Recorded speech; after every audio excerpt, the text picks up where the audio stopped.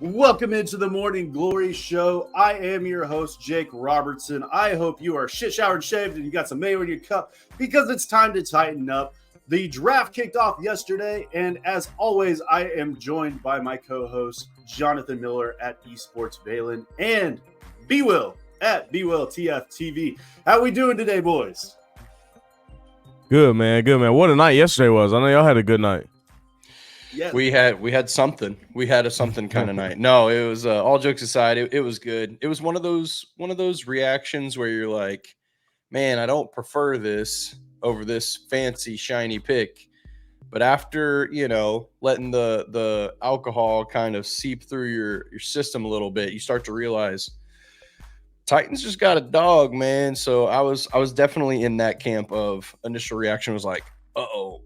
And then it was like, wait a second. So got a mastiff too. It wasn't just just no regular dog. It was a mastiff, a damn big cane corso.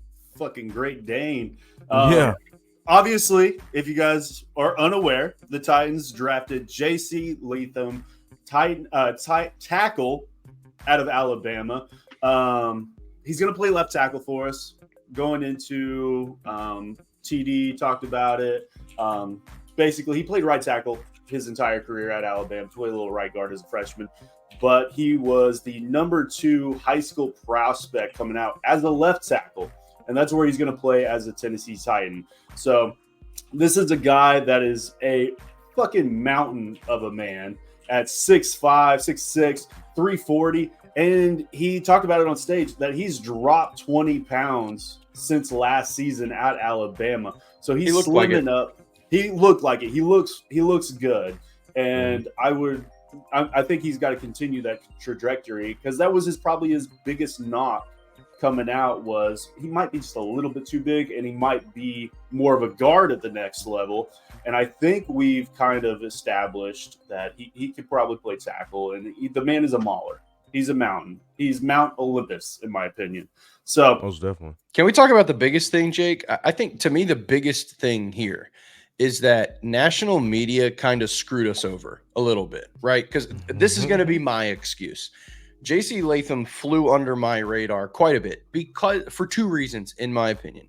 One of them being the kind of misdirection that the national media gave us, Matt Miller being kind of the leading charge on that, but others as well, that said, this guy's really great. He's a mauler. He's huge. He's got great athleticism for his size, but he's probably a guard. And some NFL executives have said he's a guard. And so in everybody's brain, you're like, okay, well, we need a left tackle. We don't need a guard. And it's like, it was just easy to write off because then you're looking at guys like Olu and Joel, and then you have the flashy receivers that you're in range of. So we kind of just like brush this guy off. And then the, 24 hours, 48 hours leading into the pick, we're like, wait, J.C. Latham at 7, like, hold on. No, surely not, right? And then the pick happens, and then half the fan base is like, don't love that. And I think it's kind of not our fault, to be completely honest, because then after that, I said, okay, you know what? I'm not a problem with admitting when I'm wrong. Let me go take a look at this tape. And dear Lord, this guy was dominant. Not just a little dominant. This guy was overwhelmingly dominant. Like, in over 2 seasons, collected, it was over, I think it was 1,016 pass pro snaps. He only gave up 2 sacks in pass pro. And that's just like his secondary good trait. This guy, as a run blocker, is phenomenal. Like, in zone schemes, he literally moves the entire line. Like, multiple bodies get shifted.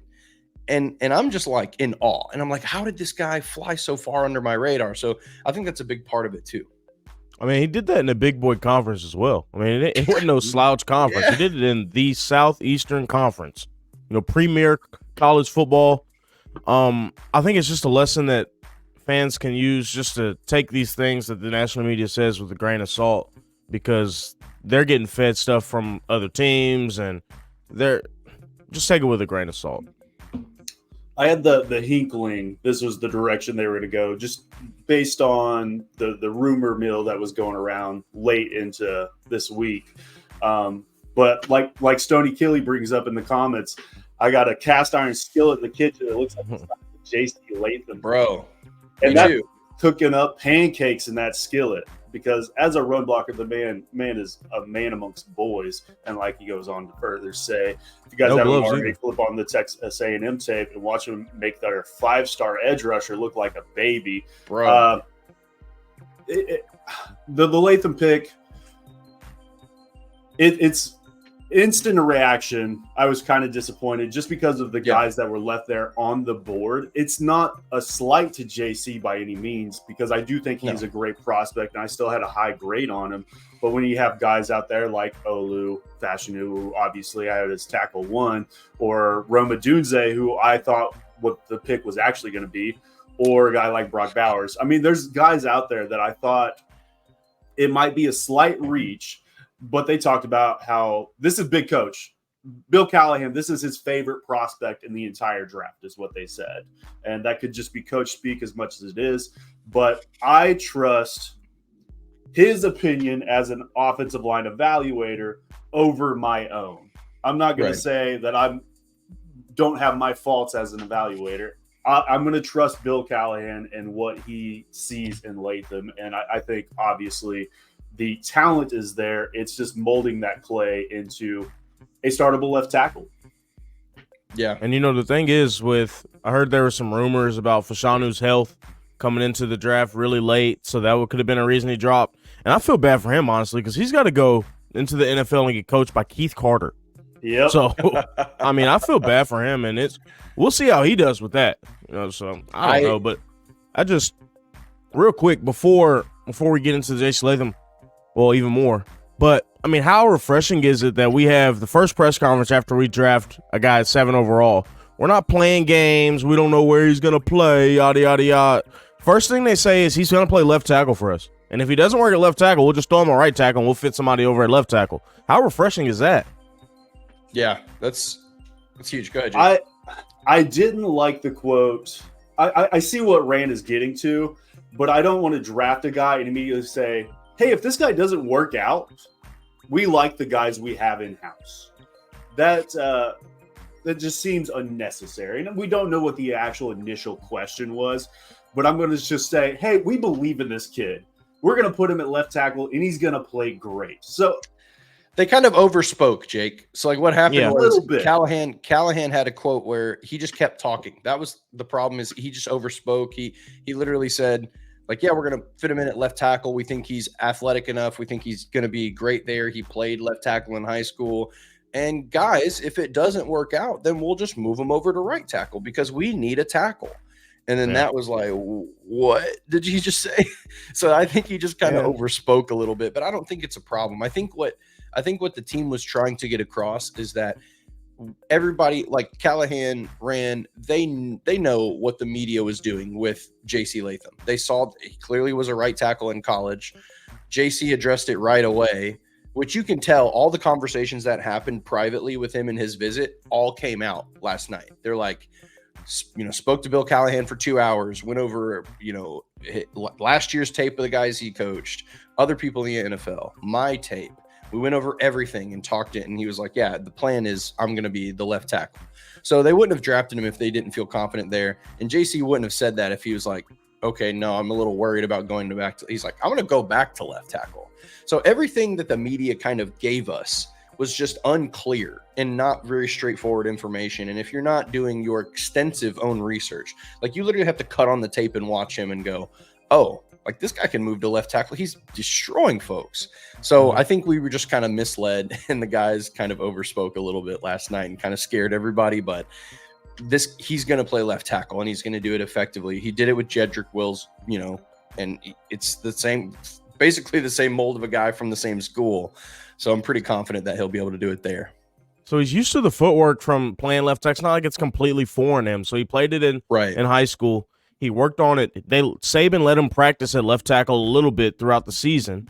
And then he even worked in the offseason a little bit at left tackle, because I saw an interview where he called Saban literally after the season last year and said, hey, do you want me to practice left tackle or right tackle? And Saban's like, well, we got guys coming back, so I'll probably just need you to practice at right tackle. So that's another thing. I mean, this guy's a team player. He's going to do what's best for the team, and he doesn't have that that big ego that I have to play, yada. You know what I mean? He's going to when he comes to play for us, but that's a good thing in the background to say, this guy's going to be a good teammate as well.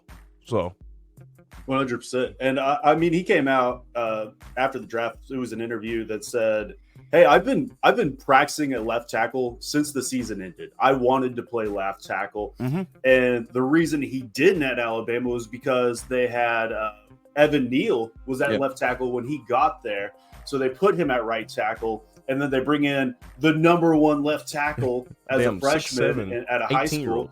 Yeah." So they were like, well, let's keep the continuity in this offensive line, and let's put him at left tackle and keep Latham at right tackle. It wasn't that Latham can't play right tackle. It's just Nick Saban staying black and white, keep it as status quo. You're already great there. Stay there. So there's by no means a slight to Latham in that, in the slightest. And I'm just going to trust Bill Callahan there. That's a life lesson in that, too, real quick before we go. I mean, he could have easily jumped into the portal, chased a bag, and played left tackle somewhere, but he's stuck around, show some loyalty to Saban, and it pays off for him in the end. He's a top 7 pick in the NFL draft. So it paid off, and he didn't test at all either.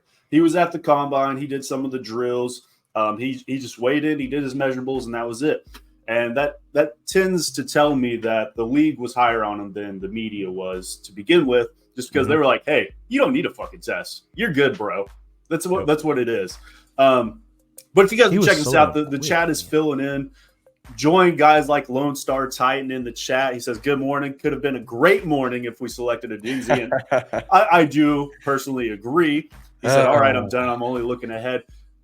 The draft, and Stoney pretty much alluded to it as well, the draft's not over. One pick is not going to make or break this draft in any means. We got a long fucking weekend ahead of us, boys. So big time.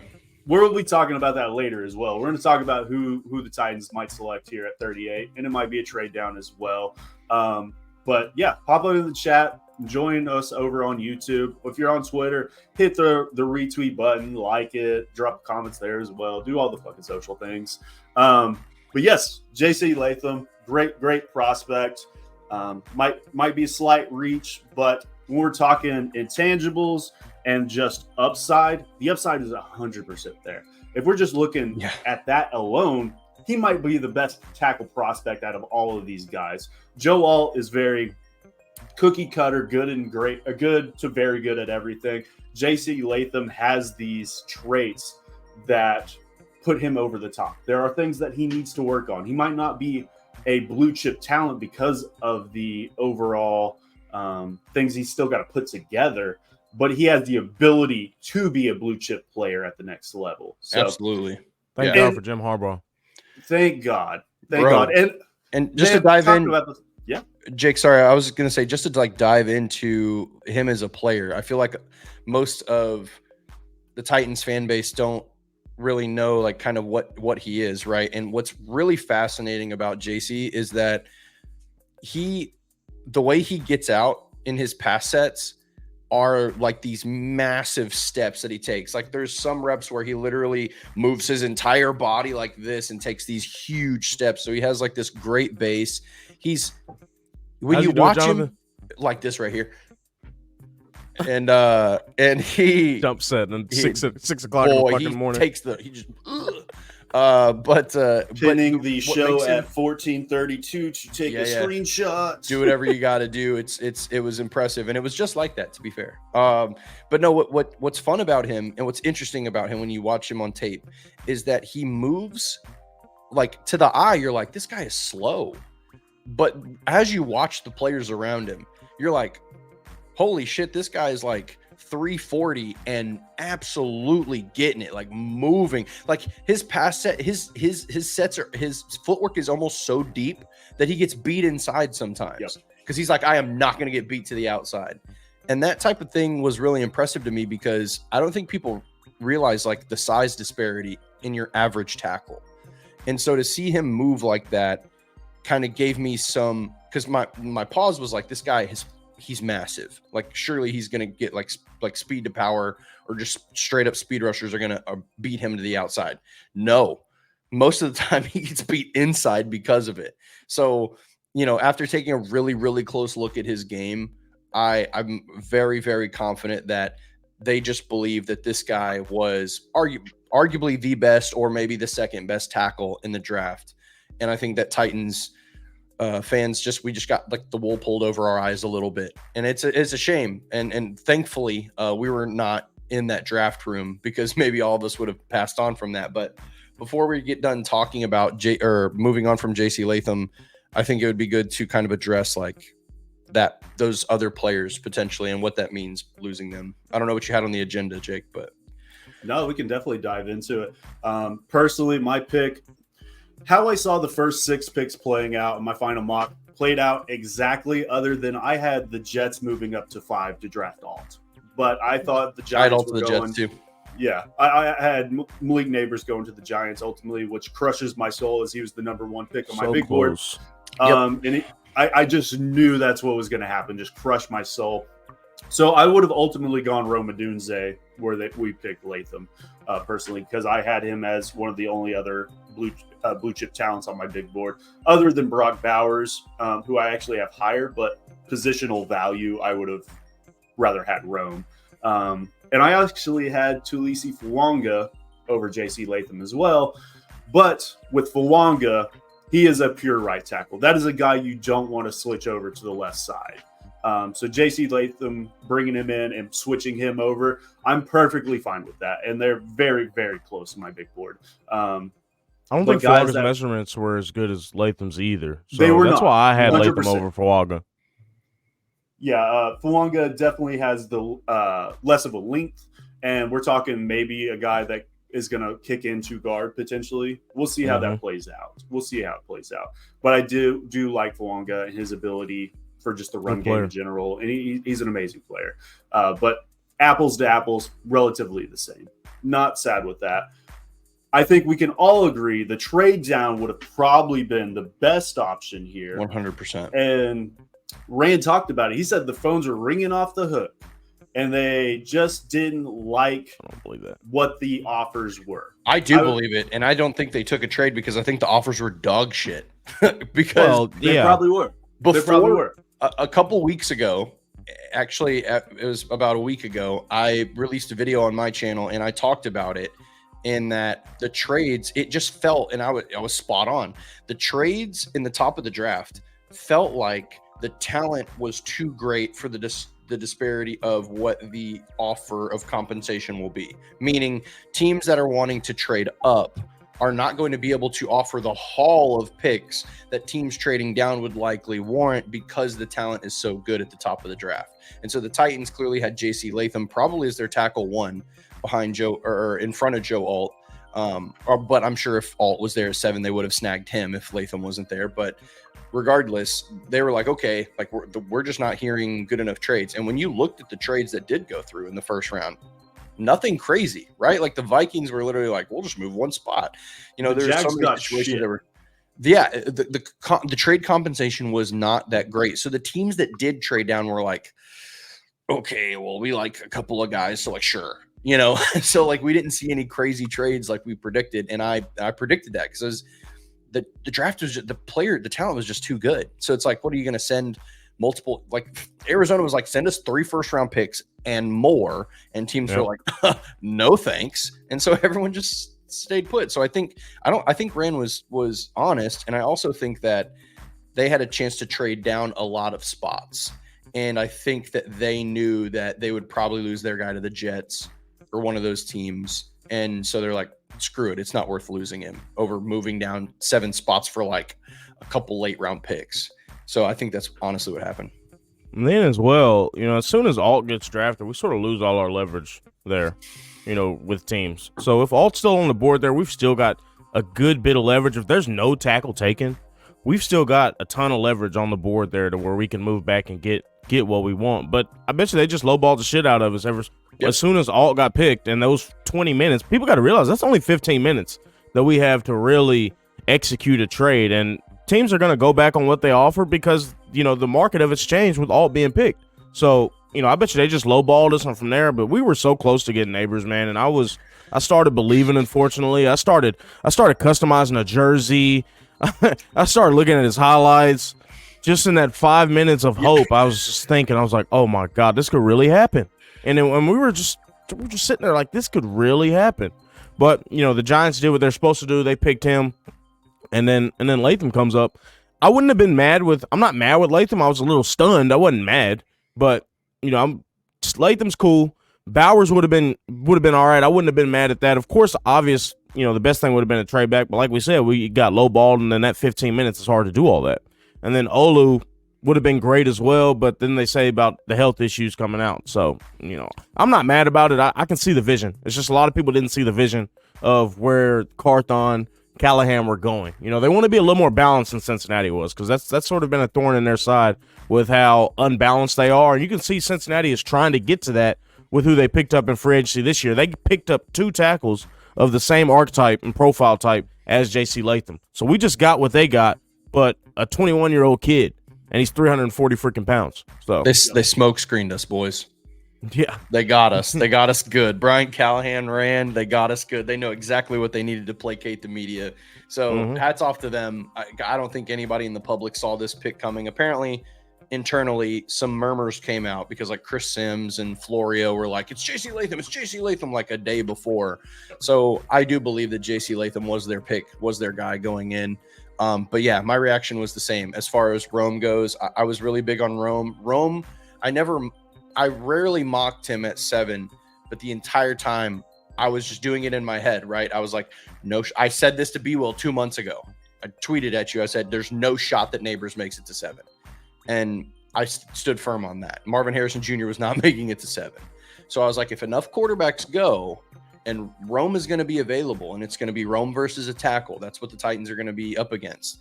And Brian Callahan told us last night in the presser, like, we believe that our greatest, essentially, in so many words, we believe our greatest need is the tackle position. We signed Calvin Ridley. We have a guy in D-Hop who can still very much make plays and be productive, which, by the way, we need to address that. It looks like all signs are pointing to D-Hop telling them, like, hey, guys, I'm not necessarily done after next year. Like, I might want to stay type shit, right? So I think that there's a good chance that D-Hop maybe extends his career by a year or so, and all of a sudden there's not a gaping need in the wide receiver room. So they probably said, okay, well, all right, we'll just take a receiver later and we'll go tackle, which we think is the biggest need. So it makes sense now. Well, Dunze ended up being that girl at the end of the bar about 2 o'clock that you went and you would have bought drinks for at 2 o'clock, but you wouldn't have bought drinks for at 10. You know what I mean? I would have. Maybe not when I first got to the bar, but at 10, I would have. 10's early, man. What are you talking? She's hot though,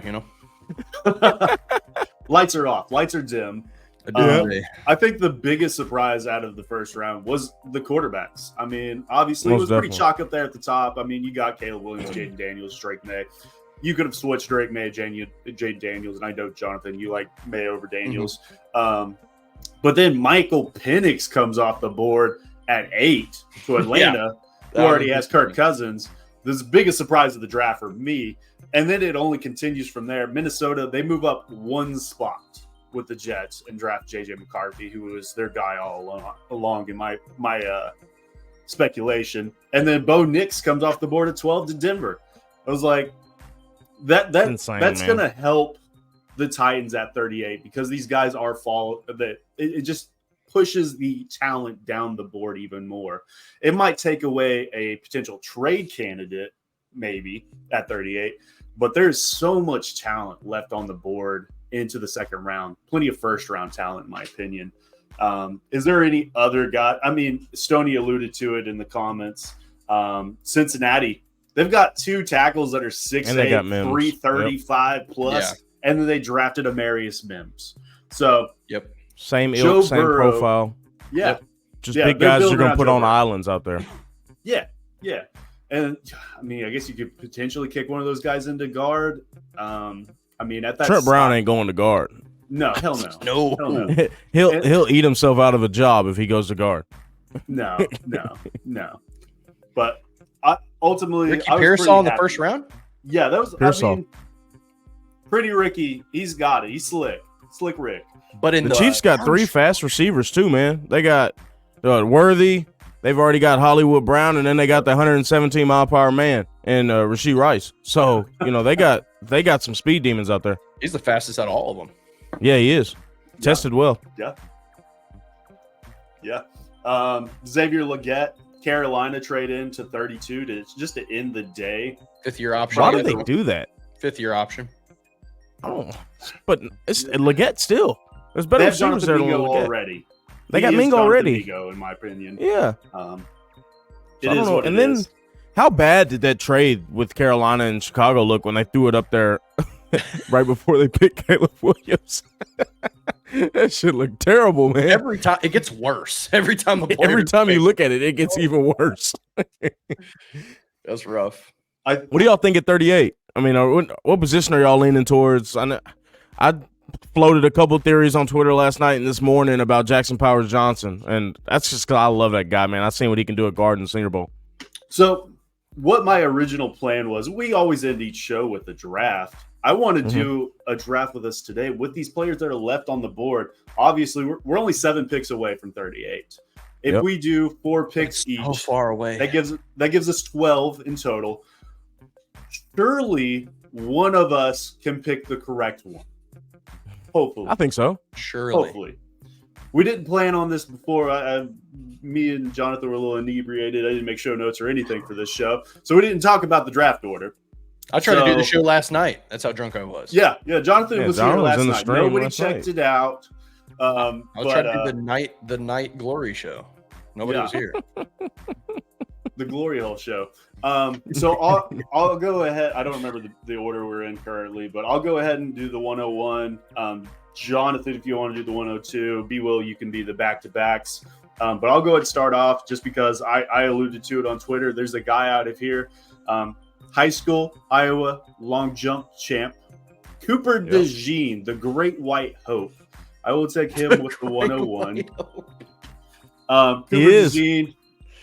He really is, isn't he? You can argue he's a corner, he's a safety. I ultimately think he is a safety, and I think he's the best safety in this class.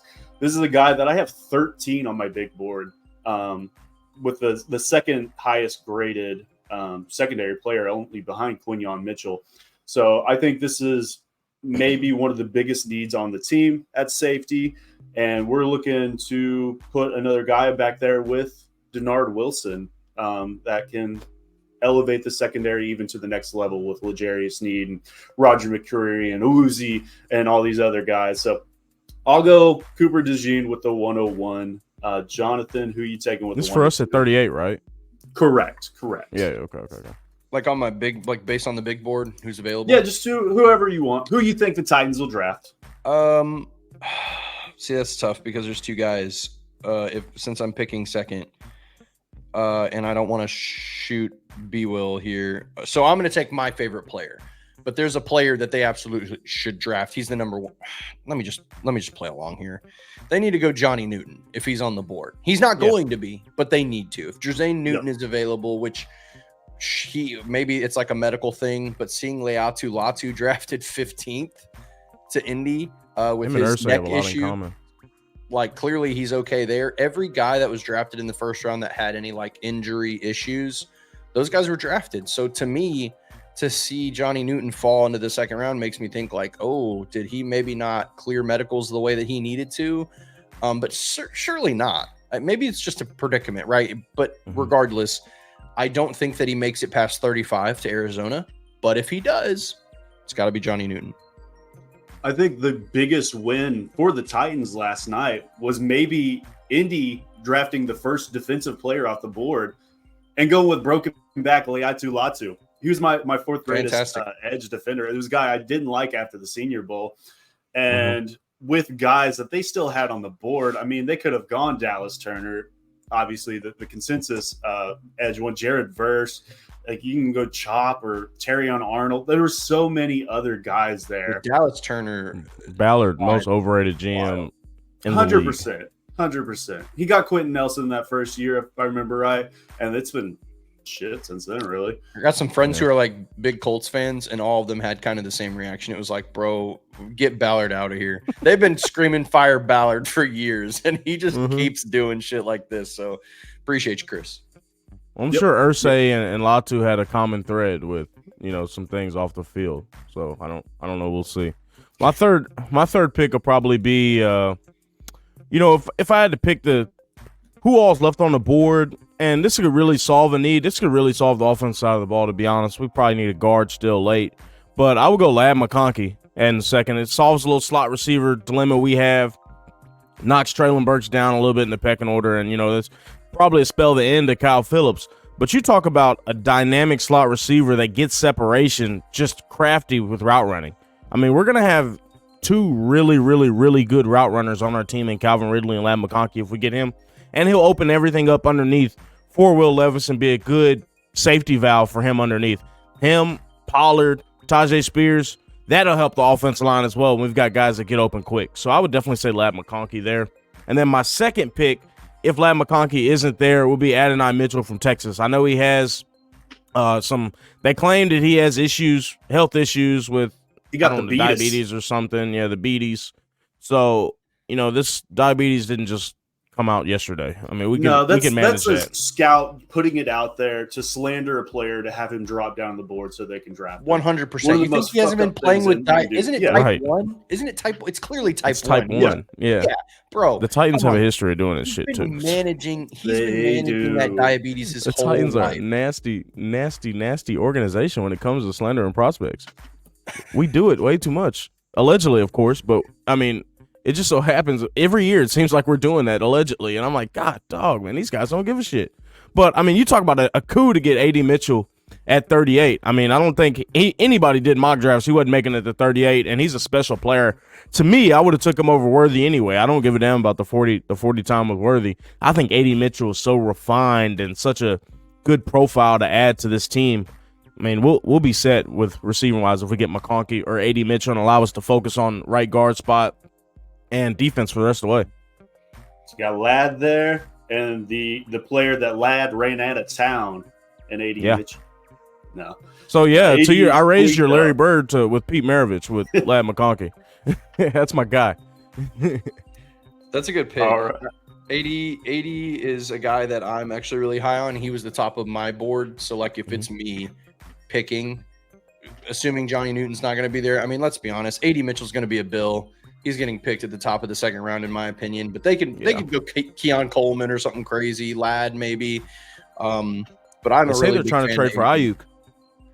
I don't know how they're going to pay him, but that's why they traded out of the first round to get to 33. But I have no clue how they're going to pay them. Makes sense. I mean, I like the plan by them. Cool. Okay, so for me at this point, 80's gone. I think we've targeted some of the top talent on my big board from here. I'll do it. I'll say it. We're playing the game, right? Like, we're not saying like trade back is the top priority, because to me it probably would be. But if we're playing the game of guys we would select at 38, if we got a stick and pick, which is just probably the reality given the fact that trades are probably just not happening at a high level, give me T'Vondre Sweat. I'll say it. Give me Sweat. Looking at his tape, looking at his production in the Senior Bowl, like, he is a stone wall. He is a very, very good player and is a bona fide top 3 nose tackle in this draft. And I think that it fills maybe not an immediate need. Like, maybe you could argue linebacker could make more sense here. Maybe you take a flyer on Junior Colson or something really, really early because it's just worth it and it fills an important need on your team and he's a good player.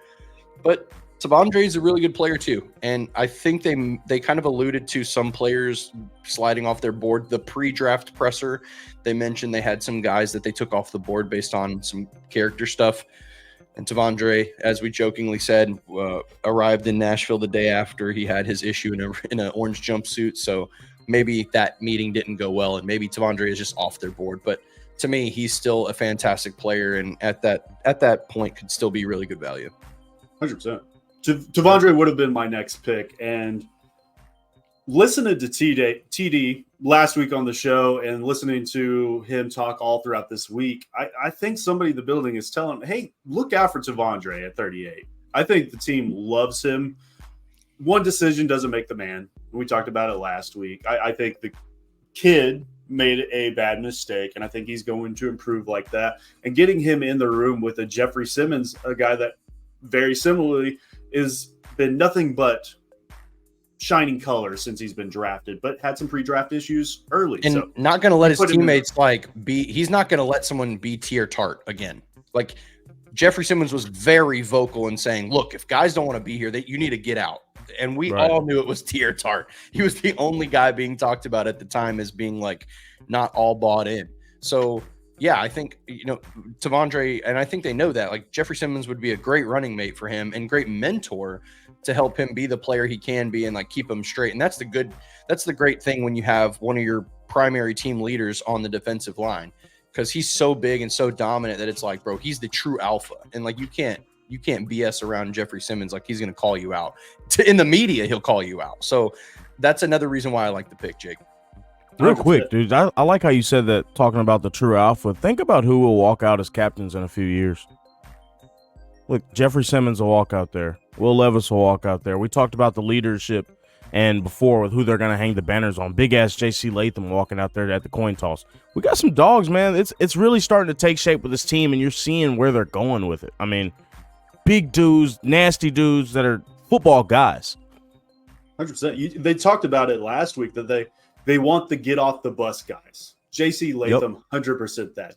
Jeffrey Simmons, 100% that. You pair that with a Tavondre Sweat, those big three getting off the bus first, that's putting the fear of God into teams. Yeah, awesome. So you kind of alluded to my next pick, and I put out my mock of who the Titans will select. Obviously, I had Joe Alt as the first pick. I had Junior Colson as the second one. Local kid. Ravenwood High, baby. Ravenwood High. Yeah. Obviously, at Michigan, he was a very vocal leader on that defense. And after left tackle, middle linebacker is probably the biggest need on this team. Looking at the big board, I mean, he might be a little bit further down than you'd be comfortable with, but I think he is the number one linebacker on the Tennessee Titans board. And even if it is a slight reach, it fills a huge hole. And I think they're getting a very safe player at the next level. So I'll go Junior Colson there. And then with my next pick, I'm pairing Bama back with Bama. I'm going Kool-Aid McKinstry, still on the board. They brought him in for a pre-draft visit, and I remember seeing on Twitter/X that all these people were like, well, he's not even going to be there at 38. Starting to look a little closer. He still might not be there, and a team could potentially trade up, but this is a first-round talent player, and they're going to bring in another cornerback. If it's not in the draft, it'll be post-free agency.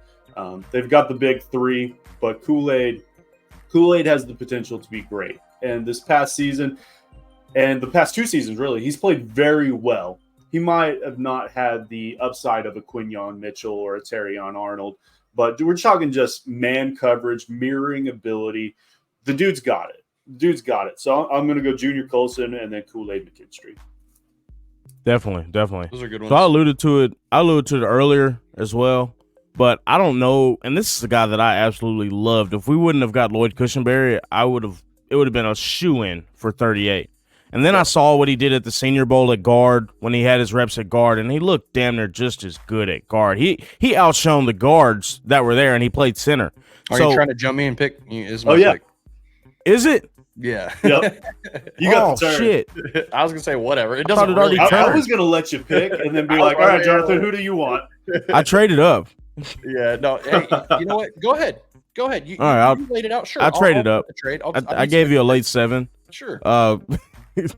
But I mean, Jackson Powers Johnson, absolute dog at center, and he's a dog at center. But you could bump him to right guard, and you talk about this offensive line would be set. Let's forget about it for the next few years.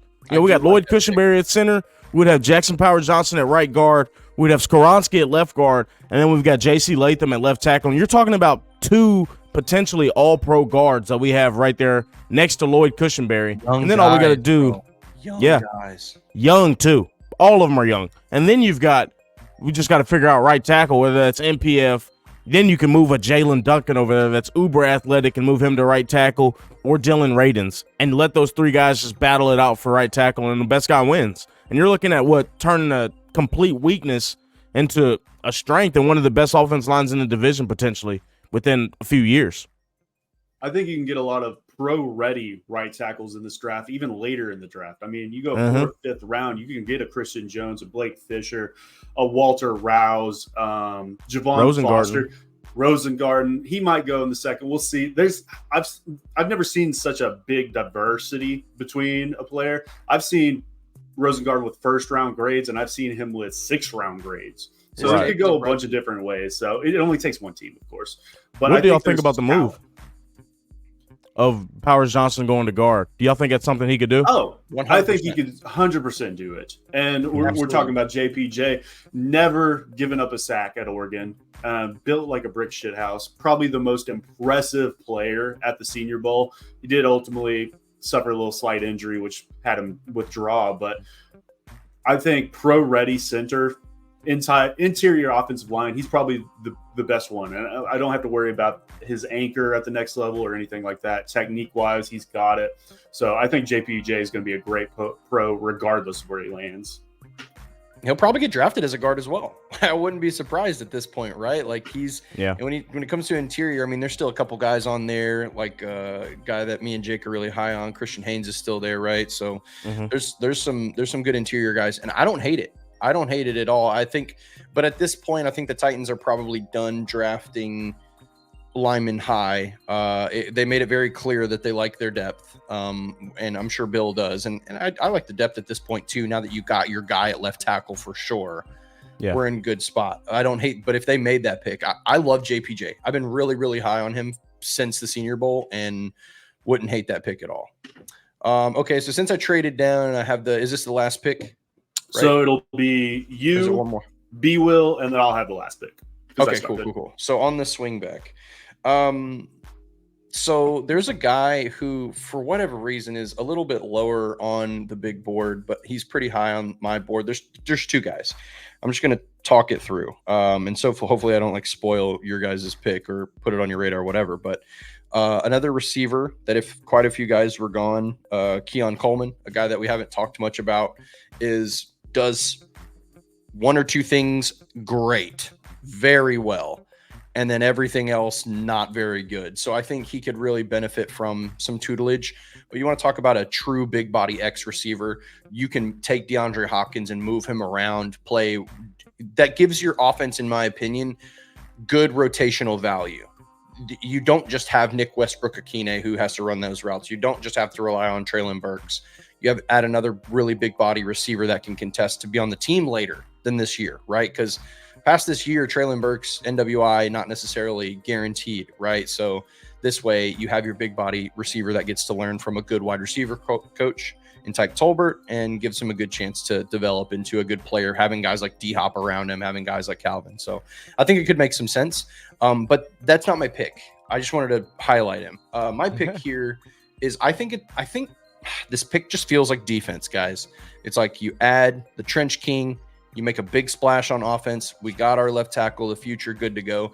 This pick just feels like it needs to be defense, and I've kind of just gotten that vibe for a while now. So I'm actually going to go with edge Chris Braswell. He's a little bit lower on the big board rankings, whatever.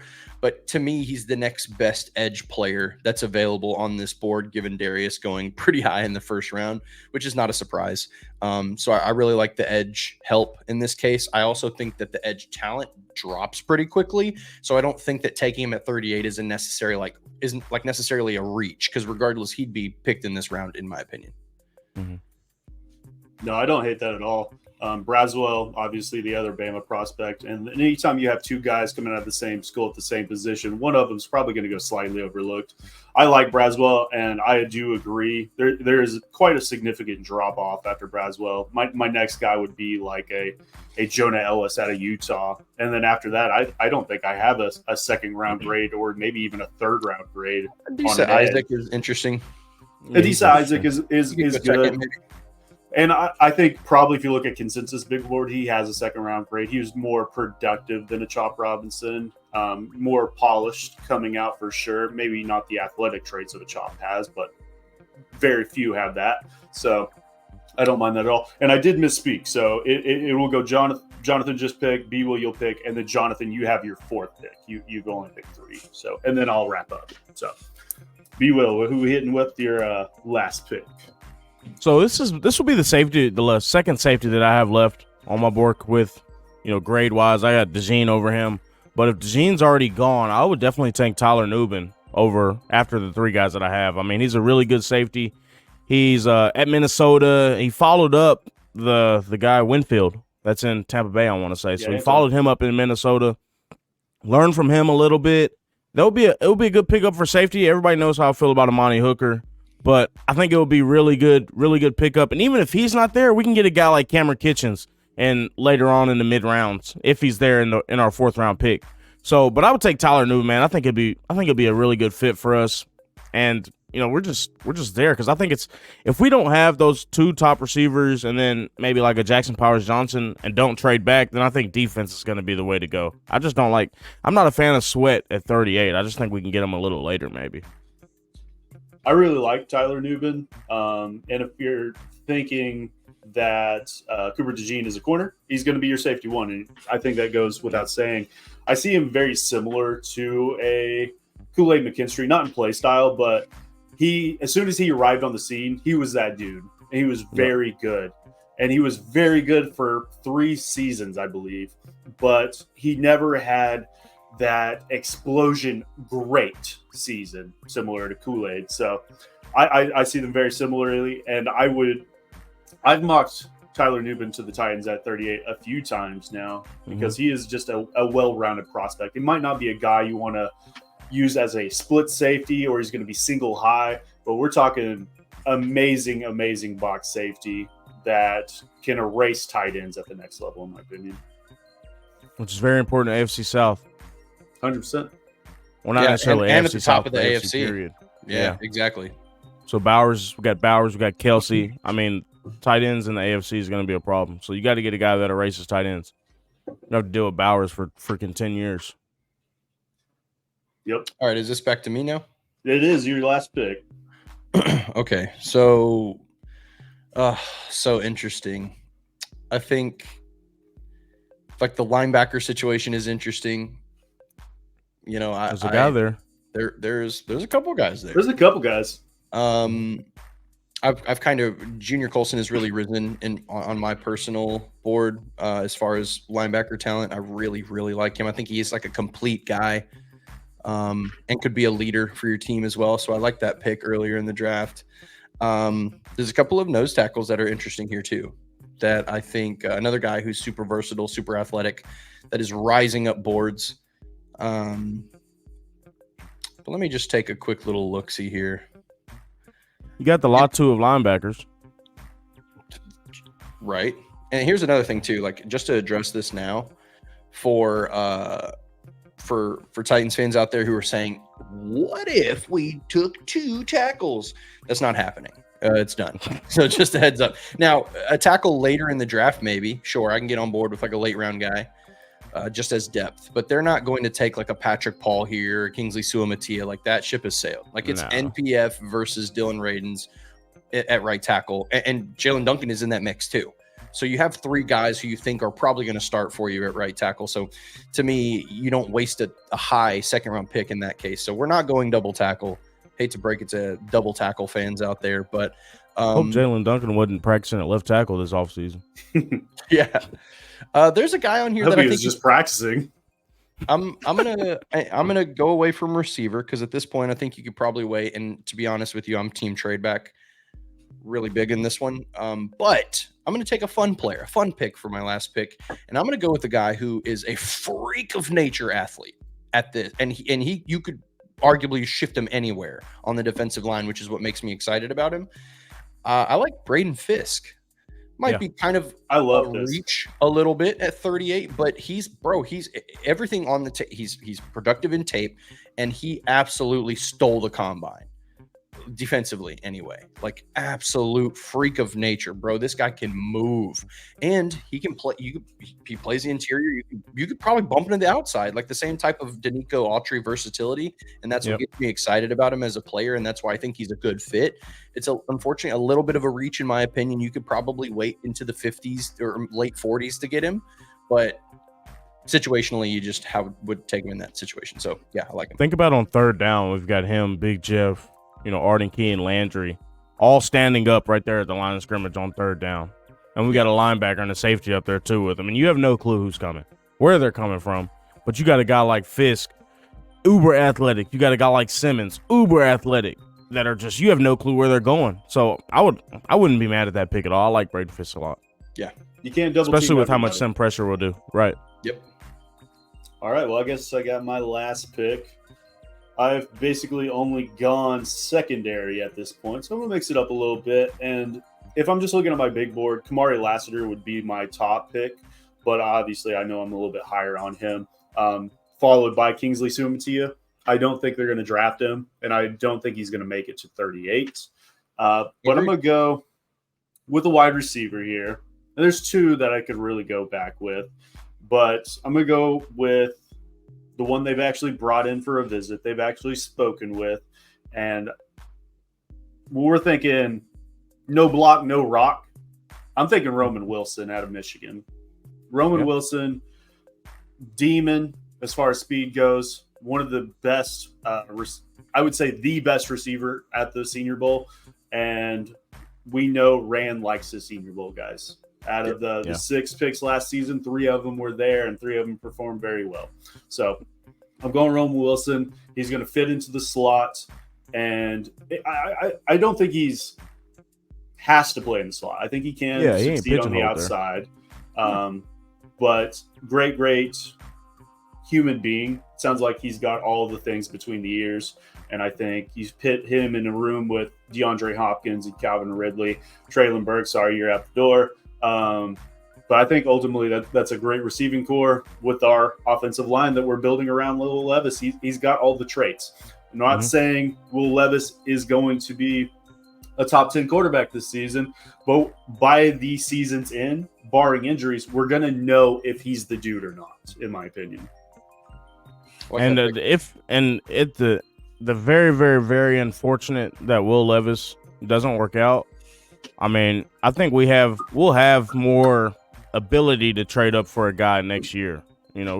Carson Beck, Shador Sanders, they're there. It's just a matter if we could get to him if that happens. But I like the Roman Wilson pick too. One thing that makes me a little hesitant with taking a guy like McConkey that's a pure slot is that it sort of pigeonholes Hopkins outside and doesn't allow him to move inside next year or the year after if we keep him. So I'd be sort of hesitant to take a slot, but I just can't pass up on Pete Maravich, Larry Bird, McConkey. We're not hurting at slot, by the way, guys. We have two guys that are very capable. We have Kyrus Jackson. D-Hop and Calvin can play the F. Like these guys, you have the ability to move them around, and they already told us they're doing that. So to me, what that says is that you get to just take the best player at receiver. Just take the best talent, and you can fit him in anywhere. And that's why, to me, if you get like a big body guy like Keon Coleman would make sense in this offense because you have talent you can slide elsewhere. If Keon Coleman goes to Buffalo, they're in a little trouble because he's like the vocal part of the offense on the outside. So I think that depending on where the talent goes matters. And for us, we're in a better spot than I think the fan base is kind of admitting here because, Kyle Phillips is unproven, Traylon is unproven, and you have 2 guys who are great. But to your point, we can't – if you just have a situation where you have wide receiver talent that has versatility and they are best when they are moved around, you have to be able to do that with those guys. You can't just force them to the outside because we saw it with D-Hop. There were several games last year where D-Hop was a non-factor because they just took him out of the game. So I think it's great for we get to just take the best player, in my opinion. Right. Yeah, I mean, this is such a deep receiver class too. I mean, obviously we talked about Roman Wilson, but I mean, guy I'm super high on, Jalen Polka is the other guy I was debating on. He does have that size and the ability to play on the outside, and he did that at Washington last season. But I mean, even 4th, 5th round to get a Lad McConkey, a Brendan Rice. Malachi Corley's still out there. Troy Franklin is a guy we didn't bring up that a lot of people are higher on. So there's lots of players out there that they could grab at wide receiver later in the draft. Can we squeeze in one final segment, like a really quick thing for each 100%. Person? Let's go in a row. I'll let you guys go first. Wait, first, are we in agreement that trade back is probably best? 100%. And I think I don't know. even if they don't trade back from the third into the second and acquire that third, I wouldn't be surprised in the slightest if they package some of these picks and move back into the third and trade up. So here's my question. B. Will, I'm glad that you reacted that way. Is there, and maybe it's more for me and Jake, but everybody, is there a guy that would be at 38 where you would go, I accept no trades? I'm not. For me, it's back. I have to take this guy. For me, I would say A.D. Mitchell, Latham McConkey, Jackson Powers Johnson. Outside of those three guys, and then Newton as well. So outside of those four guys, I wouldn't. They'd have to give us a haul. Pick one. One guy that you'd say no shot. I don't care what the trade is, unless it's just insane. I think Newton. Yeah, mine would be Newton is a good one. I would go Cooper DeJean though. I have a mid first round grade on him. He's the highest on my big board that's remaining. I think he fits a need, and it's very rare that need and talent match up. And if he's there at 38, I'm sprinting to the podium. I agree with you guys. I like those picks, but for the sake of doing a different one, mine would be A.D. Mitchell. Mm-hmm. If A.D. Mitchell is there at 38, you don't accept a trade. You take that player.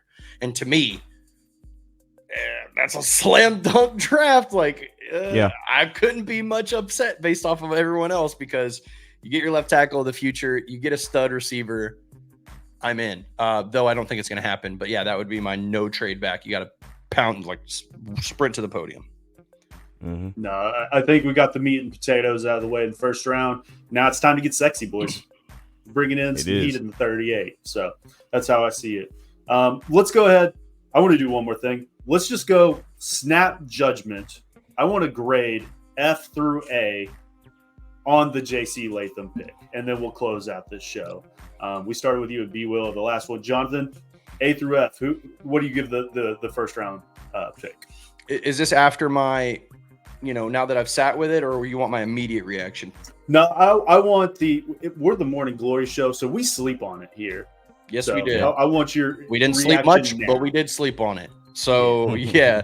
So my grade for the pick after sleeping on it, after looking at some tape and doing some fair due diligence, I'm a really big fan of the pick. I love the player. I think he could be a huge get. We'll see. But I think A- is very fair. I love the player after looking at it, and I'm like, man, I can't believe I got the wool pulled over my eyes. He should have been in the same conversation with Olu and with Joe Alt, and he just wasn't. So, yeah, I loved it. I'll go A- because I'm high on it. Like it. What about you, B. Will? So after sleeping on it and, looking at tape like you said and then going through some things with Latham, he was always somebody that I looked at as a good tackle, but I just didn't look at him for us because I didn't think he would go this early. Yep. So, an A in this situation would have been trading back and get him, obviously. But, after looking further into it, the guy's a dog, and he's a 340-pound left tackle at the end of the day that's moving really, really, really good. And we've got Bill Callahan to nurture him along the way. So I'm going to give it a B+ simply because I feel like we might have been able to get him at 9, 10, but you really can't expect them to trade back in those 15, 20 minutes. And then you also see how many tackles went off the board immediately. So we got our guy. It sounds like we got the guy that we wanted.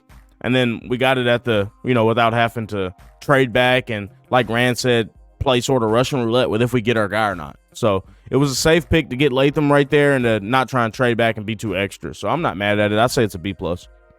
B+, got A-. I'm a little bit lower, and I think snap judgment, I was probably like C+. Yeah, I bumped it up a little bit. I'd give it a solid B- now, just based on who was on the board, the potential trade back option. I mean, there's some things that knock it. Still a big fan, and B- equal degrees, and Titan Maximus agrees with B-. So ultimately, if we collectively put those together, I think we're sitting at a B+, B-, or almost. So let me ask you guys this. B+. Let me ask you guys this. If you knew for a fact, because the rumors are that the Jets would have preferred Latham at 10 because you plug him in at right tackle, and then when Tyron Smith is gone, then you just move him to left tackle, and he's the future of your team. So if you guys knew that for certain the Jets had targeted him and they were going to take him if he was there at 10, because Alt wasn't going to be there, if you know he's gone at 10, so trading down is really not an option. Do you guys feel the same way? And you also know that JC Latham was the guy the whole way for the Titans. How do you feel? So is the grade the same? If he's higher than Fashanu on my board, then I wouldn't be happy about it. But for me, I had Fashanu over Latham, so I would have been happy with taking him at 10. But, Bill Callahan, a guy that knows way more about offensive line than I do, and anybody in this fucking stream, anybody on this video, knows a lot more about offensive line than us. So we got to trust him. I mean, people talk about trusting Callahan for the last 4 or 5 months, and then he makes a decision and gets his guy, and then we're like, come on now. So have some feel. So if I have to look at it with the potential trade back, and obviously Latham's off the board, and I look at it and I go, okay, Olu might be there, Brock Bowers might be there, Rome might be there, Falonga might be there, Amarius Mims might be there. If I compare that player plus another fourth, maybe the trades were shit and they couldn't get a third. If I can do that with a Javon Baker or a Malik Washington, I would prefer those two players over just a JC Latham. So I would have preferred that slightly. But ultimately, we got a lot of draft ahead of us, and it's going to be a marathon. And then we're going to break down everything next week, and I might do a little live show after tonight, or we'll see. We'll be putting the content out there. But of course, if you're checking us out the first time, head over to YouTube, type in Glory Day Sports, go subscribe, like the show, help us build this up, help us get to 600 subscribers. Go follow Jonathan at Esports Valen. Go follow B-Will at TFTV Sports on Twitter/X. You can follow me at Glory Day Sports. Got a little over 400 of y'all in the chat. We appreciate all of y'all joining us tonight. It's going to be an exciting day too. We want to be popping up there in Twitter, and we'll be talking with you guys, and we'll check y'all out next week. We appreciate y'all. Peace.